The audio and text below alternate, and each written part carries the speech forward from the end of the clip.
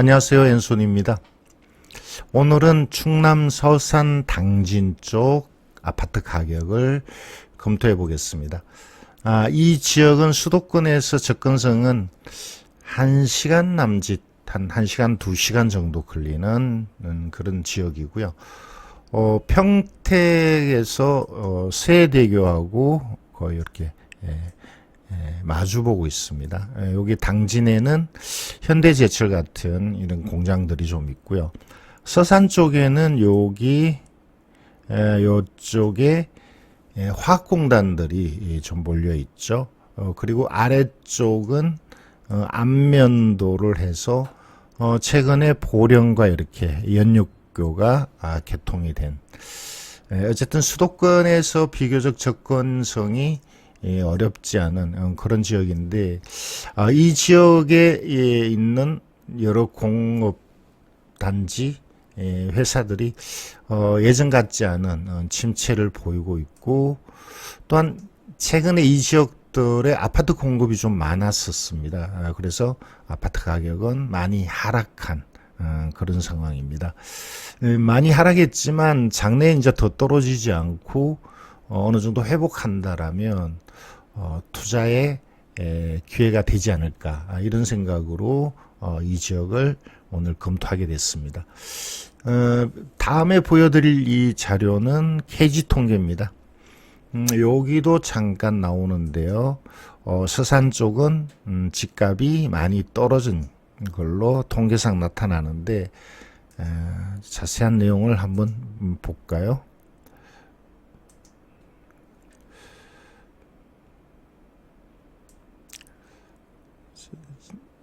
여기 충남 서산 당진, 보시는 것처럼 최근에는 약간 약보합을 보입니다. 오르고 있지는 않죠. 좀 약간 떨어지거나 현재 가격이 유지되는 쪽인데, 이게 최근 들어서는 이게 많이 하락세가 멈춘 듯하고요. 예전에는 가격이 많이 떨어졌습니다. 작년에 가격이 많이 하락했었고요. 한 2, 3년 전부터 어쨌든 쭉 하락을 했었는데, 최근 와서 이제 하락세가 조금 멈춘 듯해서 더 이상 하락하지 않고 회복할 가능성이 있다면 투자를 해도 되지 않을까, 이런 생각을 해봅니다. 가격의 하락이나 상승은 여러 가지, 이제 예를 들어서 인구의 증가나 산업이 돌아가는 내용, 또 공급이 어느 정도 많느냐 적느냐, 이런 것들이 관계가 될 텐데, 공급에 대한 통계를 한번 보여드릴까요? 자, 여기 공급에 대한 통계입니다. 요거는 미분양에 대한 통계입니다. 그러니까 서산이나 당진 쪽이 작년 재작년에 공급이 좀 많았었고, 여전히 미분양이 좀 남아있다는 통계가 나오거든요. 천안은 도시가 크니까 요 정도의 미분양도, 요게 작년 말 통계거든요. 작년 가을의 통계인데 최근 들어서는 많이 해소가 됐죠. 자, 그런데 여기 서산을 보시면 천안보다 훨씬 작은 도시죠. 인구가 무지 적습니다. 17만 인구. 그럼에도 미분양이 이렇게 좀 쌓여 있는 그런 쪽이고요. 아래쪽에 당진도 인구는 비슷합니다. 여기도 적지 않는 미분양. 그래서 이 미분양이 해소되기 전까지는 가격의 상승은 좀 어렵지 않을까라고 본다는 거죠. 자, 그리고 앞으로 장래 공급도 같이 한번 볼까요?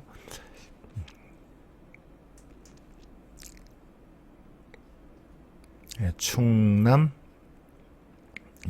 당진.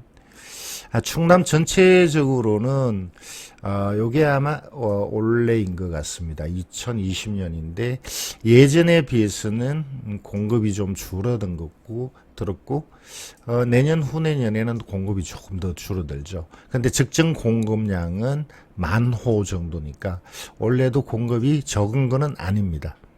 자, 그런데 당진을 보면 공급이 많았었고 작년에 공급이 없었는데 올해도 공급이 좀 많습니다.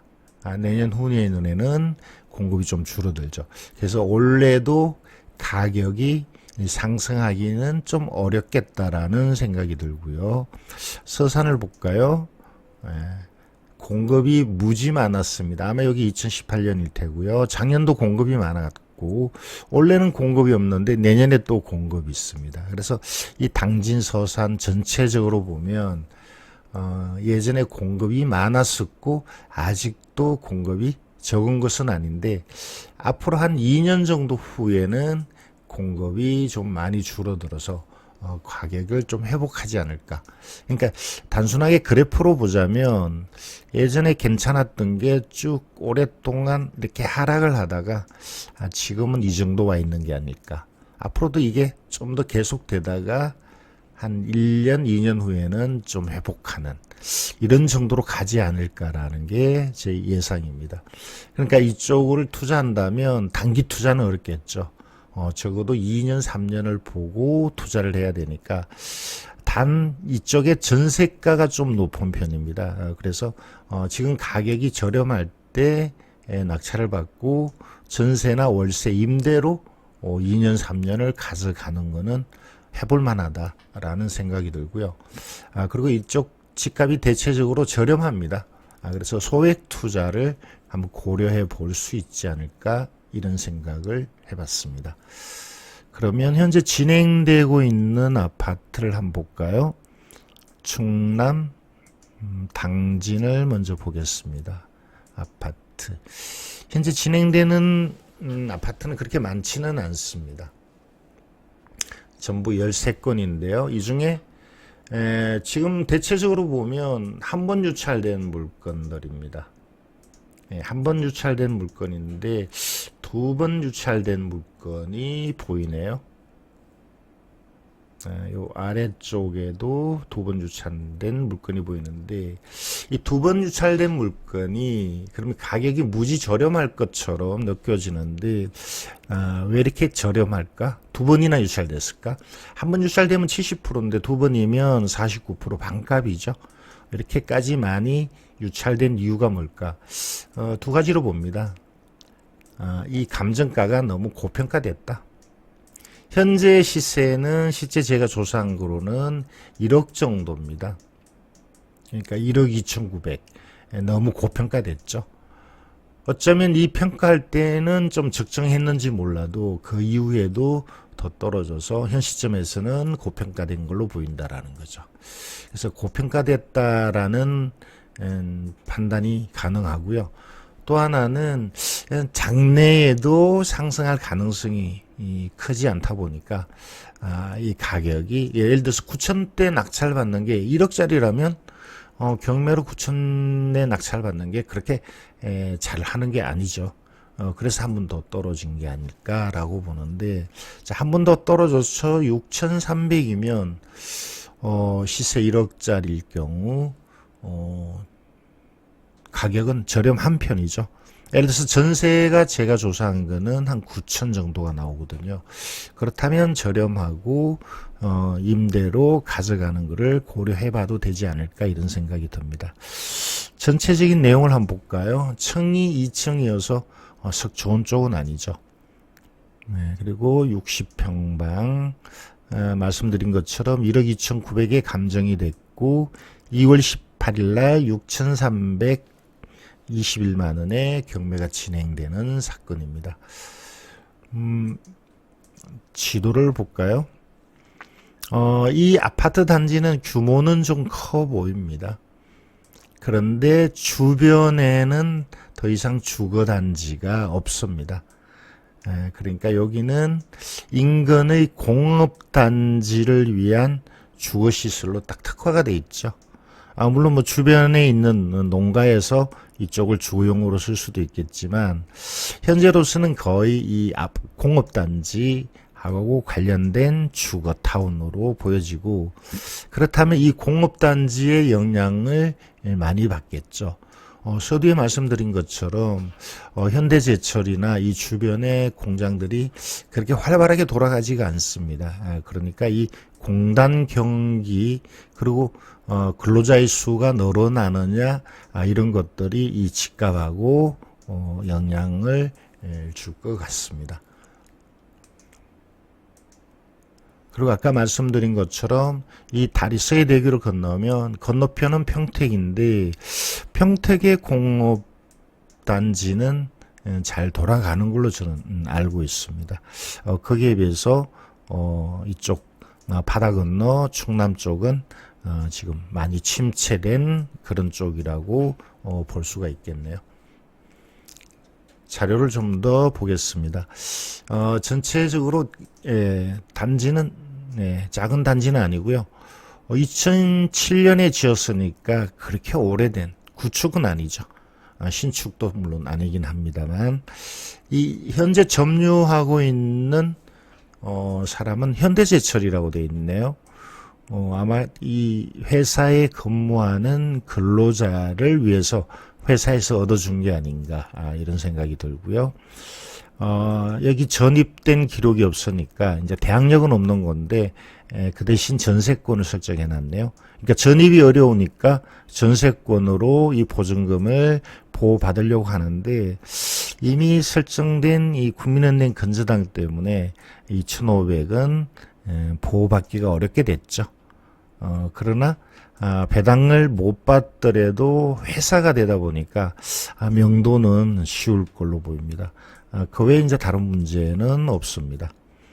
명도는 쉽겠다라는 생각이 들고요. 현재 현대제철이 점유하고 있는지는 확실치는 않은데 관리비가 연체되지 않는 걸로 보면 현대제철의 직원이 아직도 점유를 하고 있지 않을까 이렇게 추측이 되네요. 가격을 한번 판단해 보겠습니다. 그 전에 차트를 한번 볼까요? 가격의 흐름이 어땠는지.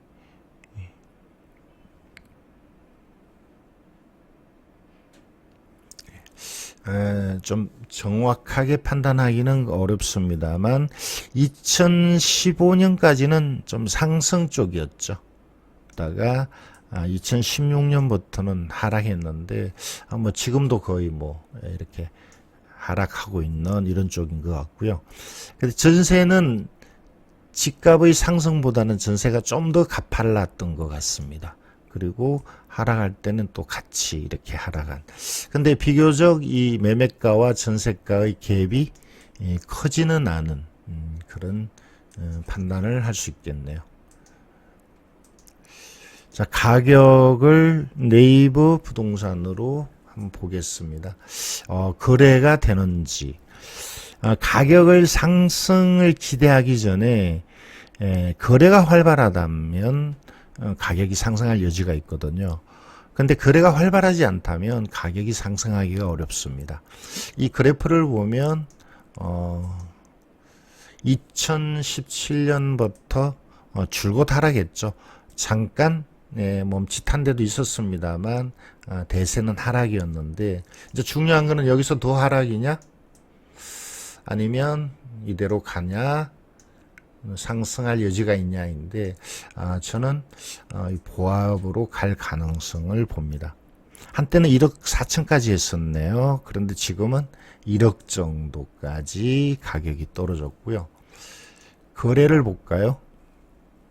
거래는 실거래가 쪽으로 들어가서 원래도 이미 거래가 있습니다. 제가 1억이라고 그랬는데 1억 이하에 거래된 것들도 좀 보이네요. 작년에는 어땠을까요? 작년에도 시세를 1억으로 보기는 어렵겠습니다. 조금 높게 되는 것과 낮게 되는 것의 차이가 좀 심한 쪽인데요. 시세를 한 9천 정도로 봐야 되지 않을까라는 생각을 해봅니다. 9천, 전세는 한 8천 이렇게 봐야 되겠죠. 9천, 8천. 이게 여기가 2층이니까 경매 나온 게 9천 이하로 봐야 될 것 같습니다. 뭐 8,500 뭐 이렇게 봐야 될 것 같은, 그래야 보수적인 판단이 아닐까 이렇게 보고요. 월세는 한 500에 40 정도 이렇게 나온다고 봐도 되겠네요. 천에 35도 있네요. 조금 격차가 큽니다. 자, 어쨌든 권리상의 문제는 없고 그렇게 낡은 아파트도 아닌데 현재는 거의 바닥으로 보인다라는 게 이제 결론이고요. 그러니까 제가 지금 여기 판단한 것보다는 더 보수적으로 봐야 되겠다는 거죠. 한 9천, 전세는 8천, 월세는 1000에 40은 어렵다고 봐야 되겠네요. 예. 1000에 한 30, 뭐 이런 쪽으로 봐야 되겠습니다. 그렇게 좀 적극적으로, 투자를, 이 물건 같은 경우, 적극적인 투자를 권하고 싶은 쪽은 아닌 것 같습니다. 근데 이게 당진 전체에 대한 아파트를 말씀드리는 게 아니고, 요 아파트는 당진시하고는 좀 떨어져서 공업단지 쪽에 위치한 좀 특별한 내용의 아파트 단지라고 봐야 될 것 같습니다. 자, 그리고 하나 더 붙이자면, 예를 들어서 이 인근의 현대제철이 잘 돌아가면, 현대제철이 그렇게 잘 돌아가는 쪽은 아니라고 저는 듣고 있는데, 현대제철이 잘 돌아간다면 또 가격 또는 이 전세 이런 게 또 가격이 많이 좀 오르는 쪽이 될 여지도 있죠. 그래서 이쪽을 투자한다 그러면 인근 산업단지가 잘 돌아가는지에 대한 판단이 좀 중요할 것 같습니다. 서산 쪽 물건을 하나 더 볼까요? 서산의 아파트도 역시 양이 많은 건 아닌데요. 당진보다는 좀 진행되는 사건이 많네요. 자, 여기도 보면 49%짜리가 나오고요. 네, 또 70%짜리가 보이는데 49%가 일반적이지는 않습니다. 전국적으로 보면 예를 들어서 거제 쪽 같은 데는 40% 이하까지 떨어지는 물건들도 있거든요. 그만큼 시장이 어렵다는 건데 여기가 49%는 흔히 보이지는 않네요. 지금 보이는 거는 이 하나인데 보시면 서산시 널푸른 아파트가 70%짜리도 있습니다. 이렇게 보이죠? 이 아래쪽에도 몇 개 보이는데 잘 보시면 같은 평형인데 85평방인데 이거는 1억 3,800, 그죠? 이거는 1억 200. 그러니까 아주 고평가됐죠. 거의 30% 이상 높게 판단했다라는 거죠.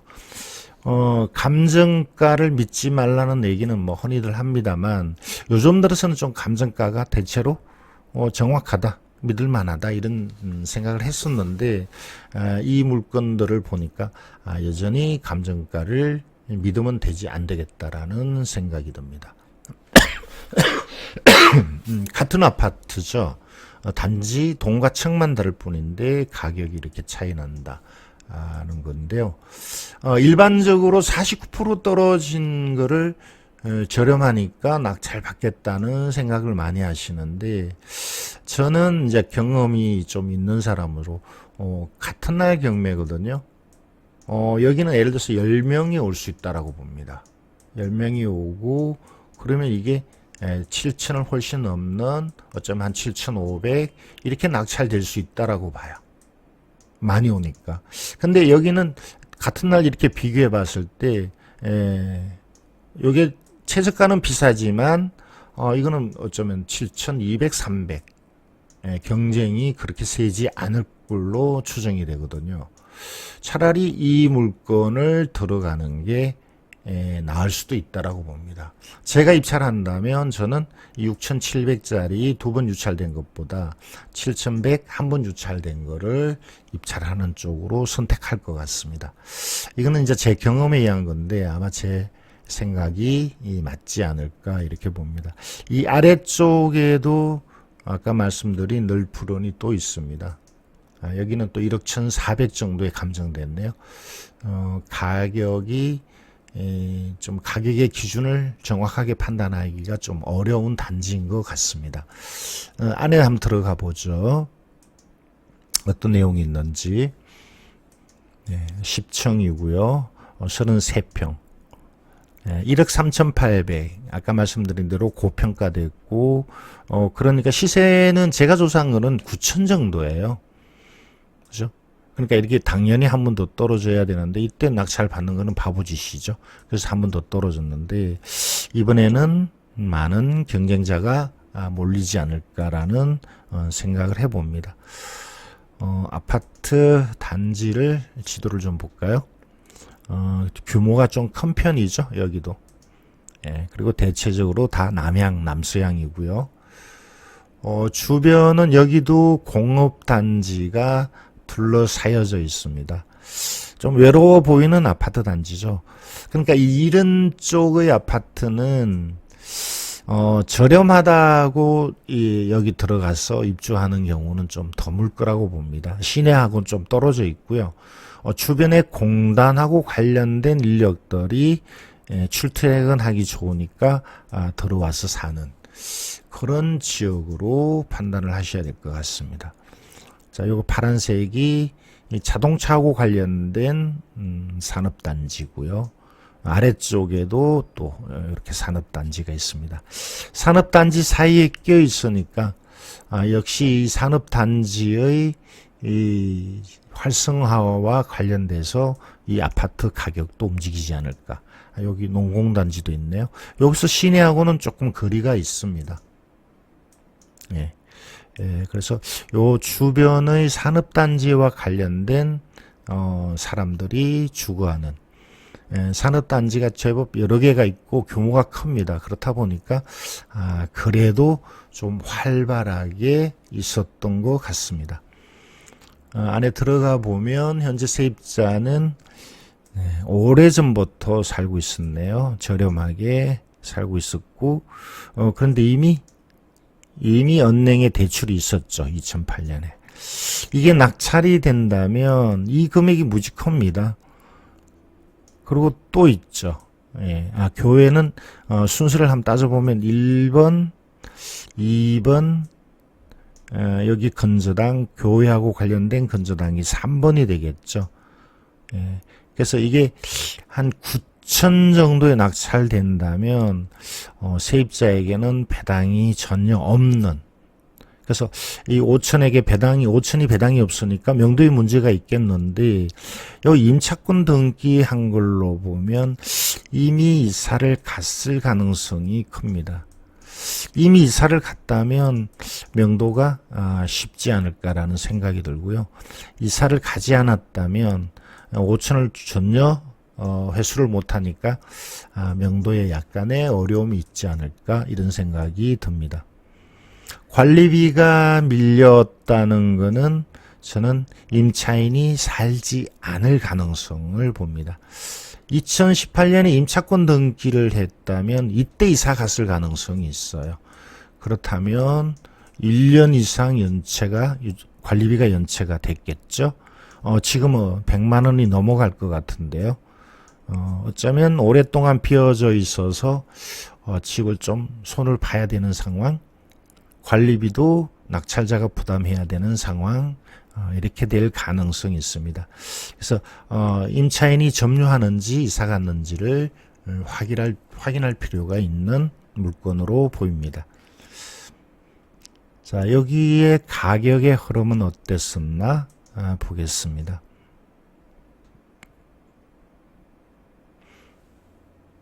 참 안정적으로 하락했죠.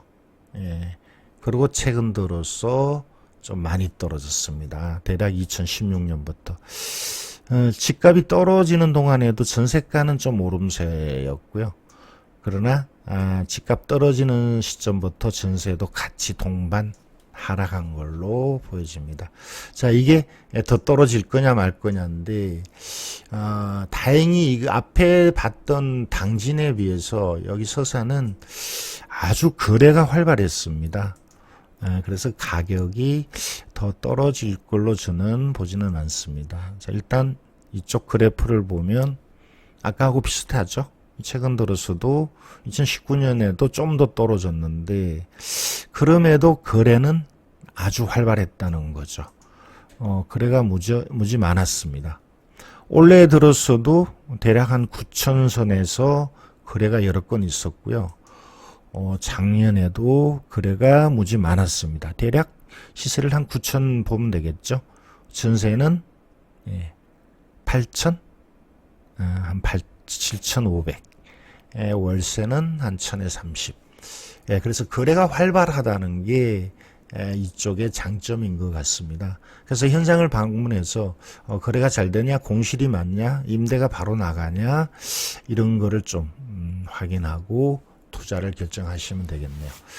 자, 그러면 아까 제가 이 물건하고 두 번 유찰된 것과 비교해서 한 번 유찰된 것을 입찰하는 게 더 유리할 수 있다라고 말씀을 드렸는데, 이걸 한 입찰을 한번 해볼까요? 가정을 한번 해보죠. 한 7,300 정도에 입찰한다고 한번 가정을 해보겠습니다. 7,300. 그러면 누가 점유하느냐에 따라서 다른데, 저는 한 500 정도의 등기비, 수리비, 명도비 조금 더 들어갈 수 있네요. 아예 700으로 볼까요? 700으로 보면 한 8천만 원 정도의 총 투자비인데, 한 5,800, 한 70%면 한 5,800 정도가 대출이 나오고요. 한 17만 원 정도의 이자 부담이 있을 것 같습니다. 아까 그 월세는 한 30 정도로 나왔던 것 같습니다. 1,000에 30. 그러면 6,800이니까 얼마인가요? 1,200 투자죠. 6,800. 그렇죠? 1,200을 투자하고 13만 원이 남으니까 대략 뭐 한 4% 정도의 수익률. 수익률 퍼센테이지는 낮은 게 아닌데 참 금액은 참 소소하죠. 자, 어쨌든 이런 쪽으로 물건 나오는 걸 이제 여러 개 갖고 갔을 때, 아파트니까 그렇게 관리에 어려움은 있을 거라고 보지는 않는데, 이건 이제 과연 2년 동안 갖고 갔을 때 얼마에 팔 수 있을까가 가장 수익률을 좌우한다고 봅니다. 1억 받을 수 있다라고 저는 봅니다. 조금만 회복한다면 불과 얼마 전에도 1억에 거래된 것들이 있었거든요. 1억에 팔 수 있다라면 2년 후에 또는 3년 후에, 그러면 여기서 2천 정도의 수익이 나올 수 있고요. 그 다음에 매달 13만 원씩 24개월이면 이 수익도 만만치가 않죠. 24개월이면 한 312만 원. 자, 이거를 투자 금액은 1,200이거든요. 그러면 이게 거의 배가 되니까 200%, 연 100% 정도의 수익률입니다. 수익률이 아주 높습니다. 그래서 저는 여러분이 뭐 거주하는 뭐 이런 쪽으로 투자를 권하고 싶지는 않지만, 소액으로 좀 안정적으로 경매를 경험하고 싶다. 그 다음에 장래에 한 2년 후에 수익이 좀 나오는 물건을 하고 싶다 그러면, 수도권에서는 이런 물건이 쉽지가 않습니다. 수도권에 있는 빌라를 선택하는 것보다는 저는 차라리 이 지역의 아파트를 선택하는 게 오히려 더 투자 수익성이 낮지 않을까, 이렇게 보는 겁니다. 오늘 말씀드리려고 하는 목적이 이 물건 때문이었습니다. 자, 그러면 정리를 한번 해보죠. 서산과 당지는 시장이 한 3년 정도 좋지 않았는데 앞으로도 그렇게 좋을 걸로 보지는 않습니다. 다행히 내년 후내년에 공급이 좀 줄어드니까 회복할 가능성이 있다라고 보고요.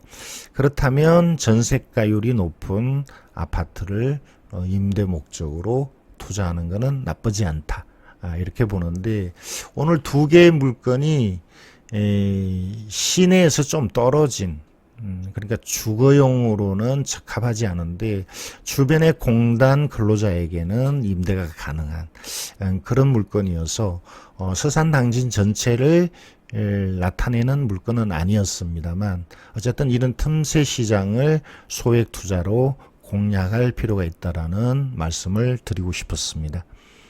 지금까지 앤손이었습니다.